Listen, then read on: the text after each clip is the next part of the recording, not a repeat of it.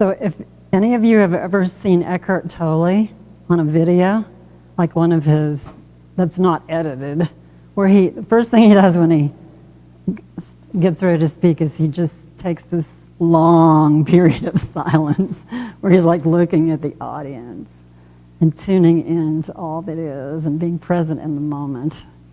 So I'm going to do that right now. Can you hear me okay? Okay. Okay. Heart connection. My talk today is, let's see what it says here, awakening to our divine nature. And I will define my terms. What is awakening? What I'm saying is awakening is an experience, a knowing that I am God. And whatever name you want to use for God. Some of the others are pure consciousness, presence, true creative essence, source, and anything else you have as a name for God. So I am God, or pure consciousness, presence, source, come as this character I call me. So that awakening is a true knowing of that, not just an intellectual, oh, yeah, yada, yada, yada, I'm one with God, blah, blah, blah, blah, blah. It's a true knowing of that, a true experience that I am God, come as this person that I call me. So that's what I'm going to talk about. So I'll give you a little background about why I'm even giving this talk. About a year and a half ago, one of my healing teachers, Brent Phillips, did a course that he called Awakening. Well, this guy, Brent Phillips, who is a theta healer, and I've taken his attunements and stuff, he had an awakening. And after that awakening, he started saying weird things like, I don't exist anymore. Me doesn't exist anymore. I am nothing. And I thought, well, this is pretty weird. And I started going to some of his sources and reading some of the books he referred to. And I went on the line and started reading non-duality speakers. There's a whole bunch of stuff on the internet on anything you want to know. But there's a podcast from non-duality teachers who have had this kind of awakening experience where they experience themselves as God. And they say the same kind of things. Me, do not really exist. They don't have the same consciousness of who they are anymore. And they also, did I say they say things like, I am nothing? So this stuff was pretty, this is kind of pushing my buttons a little. I'm thinking, boy, I'm far from being able to do this. And I realized it's because they had this awakening experience. And a lot of them had different paths to that awakening experience. And so I figured, well, you had to be there. You had to have the experience. And then maybe you'd be able to say, I don't exist anymore, I'm nothing, it's all God. The point is it's all God. The point they always make is it's all God. So, but what I did do, since that was all a little too much for me, I just put it aside after a while. I thought, oh, this is giving me a headache. But what I did do is buy this book that he recommended. This is a book by Jim Drever. He's not famous. Nobody's ever heard of him. Called End Your Story, Begin Your Life. Mastering, it's not like Eckhart Tolle or something. He hasn't been on Oprah, okay? End Your Story, Begin Your Life. Mastering the Practice of Freedom. I got it off Amazon. And this is not too extreme for me. I recommend this book because his whole purpose is gently, lovingly helping us to find the steps that can lead to our own awakening. So we'll talk about some of the things he recommends here in a few minutes. But to continue my saga, the thing that brought it up, that was like a year and a half, 2 years ago. The thing that brought it up recently is my friend Gail gave me some videos by this guy named Robert Scheinfeld. I talked about this guy in my talk a couple years ago. This is a businessman who wrote the books Breaking Loose from the Money Game, And he was very much into, it's all very spiritual. It sounds like business, but it's all very, very spiritual. He was talking about taking his power back and all that kind of stuff. And all of a sudden, everything he was teaching just didn't work for him anymore. And he had an awakening, and he started talking like that too. It's all God. There really is no you apart from your oneness with God. So here it is again, and I've got these videos to watch where he talks about how to get to that awakened place. And I'm listening to him, and I couldn't even finish listening to them. This was like, I knew 3 weeks ago I was going to give this talk, and I started listening, and I couldn't go the full 3 weeks listening. It was just cracking my head open. But here I want to share with you one of the things that cracked me open, which really, really has helped me and is continuing to just kind of crack me open in a very good way. He calls God or Source true creative essence. True creative essence. He has his own names for everything. TCE. And what he says is that TCE, or true creative essence, or God, seeks to have experiences in the world. And so, if God says, I choose to experience myself as a blade of grass, God becomes the blade of grass. This is very important, the language. And if God chooses to experience itself as a kitty cat, God becomes the kitty cat. And this is the most important part for us. If God chooses to experience itself as a human being, God becomes the human being. Now this makes sense to me because in my frame of, my kind of worldview, God is all that is. It's a wholeness. And within that wholeness is all possibility. And what God has done in the world is to devolve. You know what evolve means? It's to kind of grow up into something. Well, God is already everything. So God devolves into all the possibilities, all the parts that God is. And that's what we have in the world today, all these infinite experiences that we can have as a human being. So that whole thing about God choosing to experience that's really resonated with me. But here's the distinction he made that really cracked me open. God does not create a human being. God becomes the human being. And so that eliminates what you could see as the duality between creator and created. So God becomes me, and that is the oneness. It's not God is this, and what it made me realize is even though all my years in unity, in my mind, God is this powerful presence, and I am just this little potential, you know. We talk in unity about God is the one presence and power. That's principle number 1. And principle number 2, the divine is in me. But I realize kind of how I have been afraid to take that to its ultimate conclusion and be able to say, I am God. I am God is expressing as me. And when you start talking about oneness, language fails. It's really hard to language all this stuff. That's why you have to have the experience. That's why you have to have the experience, the awakening, so that you get beyond the limitations of language. So, okay, I've been going to Unity all these years, and I believe with all my heart and soul and mind and strength that God is one, that there is only one presence and power, and the divine is in me. But I realize how I have limited that. I mean, how in many ways it's just been words.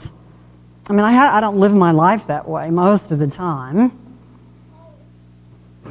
I feel like me, and even though I say, oh, God is in me, or God is closer than hands and feet, still I don't feel like I am God or God is living me.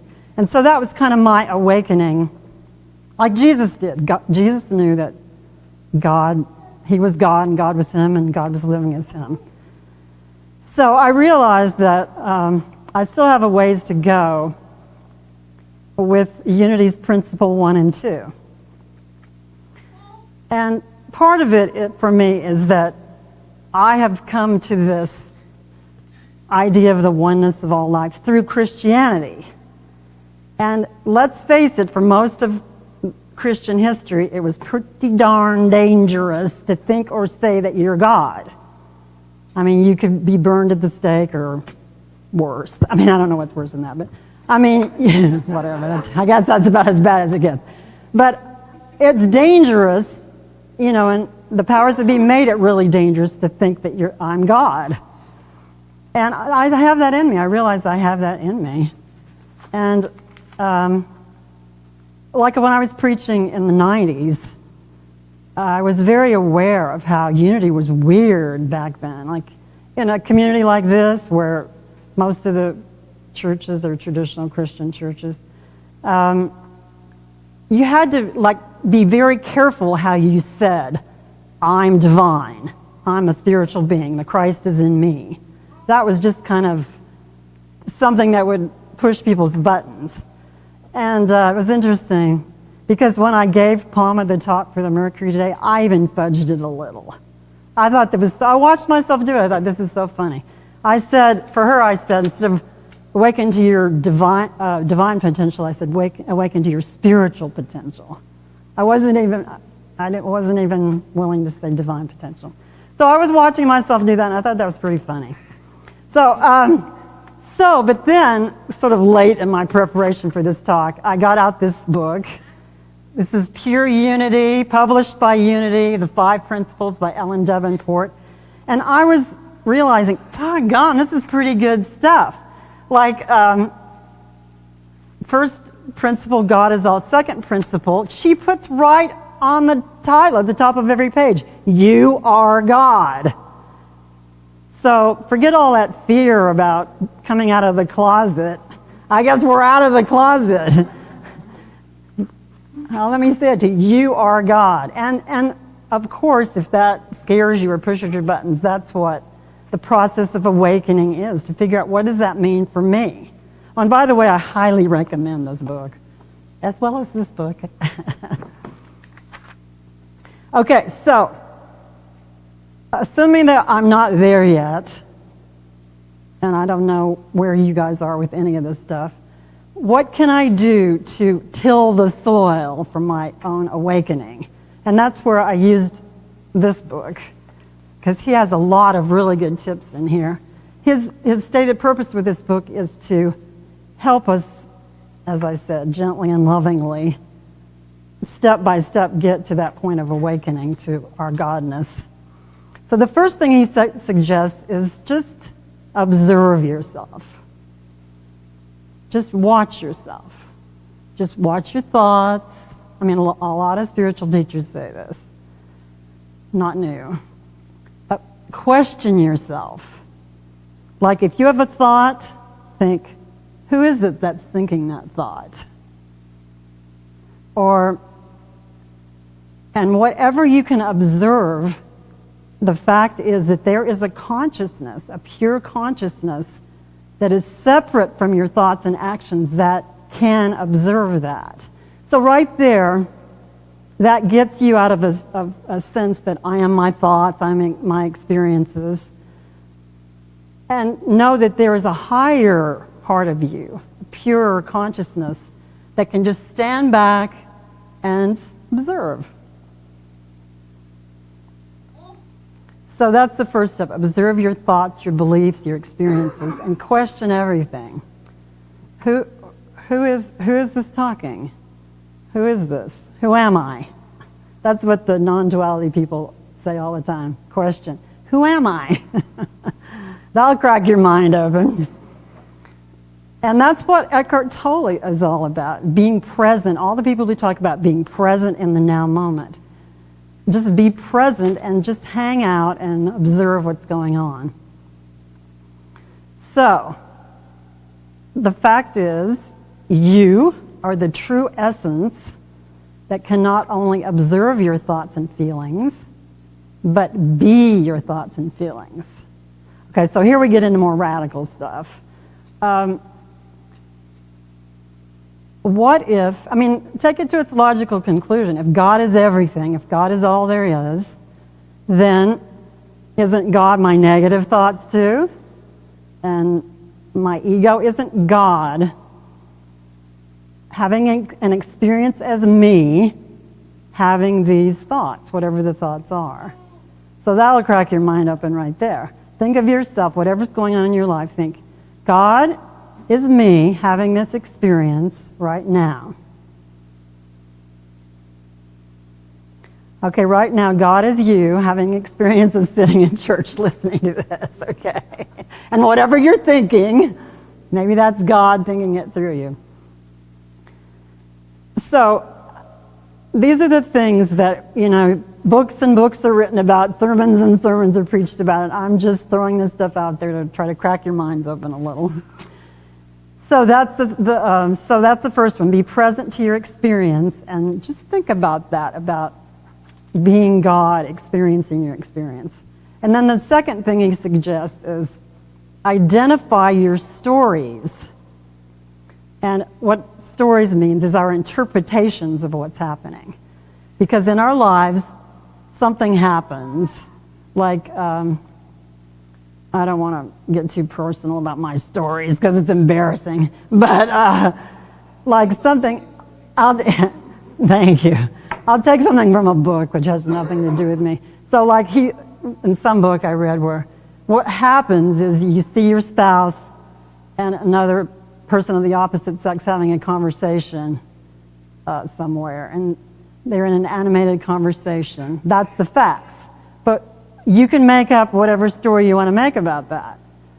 Could they be having an affair? I don't like the way he's looking at her. I don't like the way he's so close to her and all that kind of stuff. That's the story. It's our interpretation of what we see. And even our beliefs about things, well, I'll use something, and this probably will make some people mad, but like my friend, I talked to my friend Diana the other day, and she was talking about, she was concerned about the fact that there are so many species going extinct. And so that you could take that as a fact, okay? It's a fact that species are going extinct. But she was making a big story out of it, which was the earth is doomed. The earth cannot support life. We're headed on a trajectory of downward spiral. She made up a big story about it, and she was worrying about it. So that's the difference between what it is, although it's kind of hard to tell what is. It's kind of hard to... That's part of awakening, is being able to separate our interpretation from what is. Okay, so the number 2 is identify your stories. And this is just fun. If we can stand back in a non-judgmental place as God, as ourselves as God, and just watch ourselves running our stories. It's very enlightening. Can I get an amen? Has anybody tried it? Okay. And usually, the obvious stories are easy to tell because they usually have a whine associated with them. Like you're kind of in that victim consciousness. Like no one appreciates what I do, or I'm not good enough. Nothing I do is ever good enough. See, now I'm revealing my stuff. But I'm sure you have stuff like that too. So there's the pure raw experience, and then there are the judgments and the stories we make up about them. And what happens is we get stuck in these stories, and that becomes us. So in order to know we're God, at some point we have to stop running our stories and believe and understand that we're not our stories, and go back to this place, this overriding consciousness that can just kind of be in back of it all, be living it all, experiencing it all. That can be God running our stories. And then there's a whole thing about that, about if all is God, then all the stuff we go through is part of God too, and it's all part of something we agreed to on a soul level. That's what I believe. So, but that's another talk. So, the third thing is now, you've got your presence, your awareness of presence, and you've got your stories, and so the third thing is to bring them together. So you bring the presence of God into these stories so that you can reestablish a sense of who you truly are. So this has really helped me, and that's part of the healing stuff I've studied, is to something called theta healing, which is just a way of getting into the presence of God. We were talking about that this morning in class, about how to get into the presence of God as part of a prayerful state. So what theta healers do is they do a meditation, and they have shortcuts and all this kind of stuff, to get into a theta brainwave, a conscious theta brainwave. And usually theta brainwave is considered to be near sleep or hypnosis or something like that. But you can actually be in a theta brainwave in a conscious way. And I believe that's what prayer is. That's the brainwave you get in when you are in conscious contact with God and you feel the presence of God. To me, the presence of God is synonymous with that theta brainwave. And so, in order to work with our stories, we can get into that conscious contact with God, however you figure out how to do it. Oh, and there are many ways to do it. And that's part of our awakening process, is to figure out for ourselves how to get into that consciousness, into that feeling of God, that oneness with God, that feeling, I am God, I am in the presence. Natalie's going to sing a song about that after the talk. So the idea is to get into that theta brainwave, or that presence of God, and then say something like, I choose to clear this story. Like, you can say the story, nobody loves me, I feel all alone, whatever it is. And from that presence, consciousness, say, I choose to clear that. Or I choose to know the truth about this and for the truth to set me free. Or I choose God's perspective on this situation, and I choose from my perspective to be the same. There are lots of systems out there about how to invoke that presence of God, but the point is to bring it together with your story and consciously choose to clear that story out of your consciousness.